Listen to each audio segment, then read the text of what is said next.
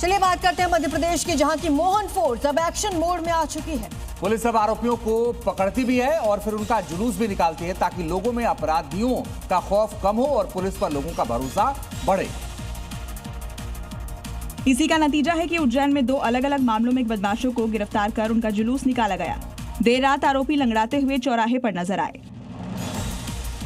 पहला मामला भैरवगढ़ का है, जहां बदमाशों ने युवक से मारपीट और अवैध वसूली की कोशिश की थी, जिसके बाद शिकायत पर पुलिस ने आरोपियों को पकड़ा और उसी इलाके में जुलूस निकाला जहां वो गुंडागर्दी कर रहे थे।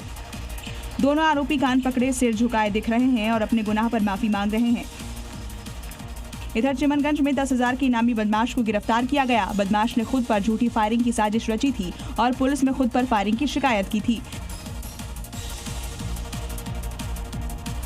और आइए आपको दिखाते हैं दिल्ली से जुड़ी इस वक्त की 5 बड़ी खबरें। दिल्ली के अलीपुर में उस वक्त हड़कंप मच गया जब यहां थाने के बाहर खड़ी गाड़ियों में भीषण आग लग गई। आसमान में धुएं का गुबार उठा। दमकल की गाड़ियों ने कड़ी मशक्कत के बाद इस आग पर काबू पाया। दिल्ली के हर्ष विहार से सनसनीखेज मामला सामने आया, जहां एमसीडी स्कूल में एक व्यक्ति का सड़ा गला शव मिला। पुलिस ने शव को पोस्टमार्टम के लिए भेज दिया है। फिलहाल मृतक की पहचान नहीं हो पाई है। दिल्ली में महिला प्रोफेसर की संदिग्ध मौत से हड़कंप मच गया। घर में कई दिन पुराना शव मिला। महिला के चेहरे पर चोट के निशान, गहने गायब के बाद लूटपाट के बाद हत्या की आशंका जताई जा रही है।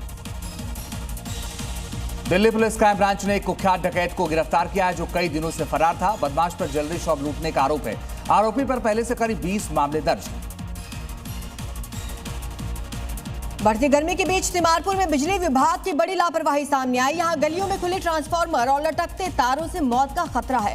कई बार शिकायत की जा चुकी है, लेकिन कार्रवाई नहीं होने के दावे हैं। दिखाते हैं अलग अलग राज्यों से आ रही 5 बड़ी खबरें।